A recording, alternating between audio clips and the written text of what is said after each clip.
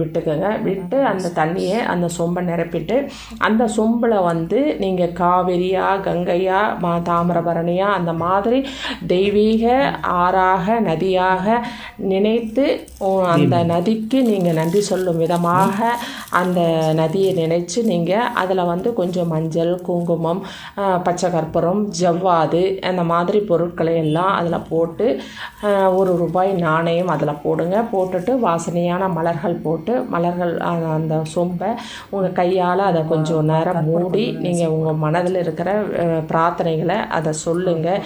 நன்றி முதல்ல சொல்லுங்கள். அந்த நீர் வளத்தால் விவசாயம் செழித்து விவசாயம் செழிப்பதனால் நாடு செழிக்கிறது, நாங்களும் நல்லா இருக்கிறோம் அப்படின்னு சொல்லிட்டு முதல்ல நீங்கள் நன்றியை சொல்லிடுங்க. உங்கள் வீட்டு டேப் வாட்ரு அப்படின்னு சொன்னால் கண்டிப்பாக அந்த போர் பைப் வருது இல்லைங்களா, அந்த இடத்துல ஒரு மஞ்சள் குங்குமம் பொட்டு வச்சுட்டு அதற்கு நன்றி சொல்லுங்கள்.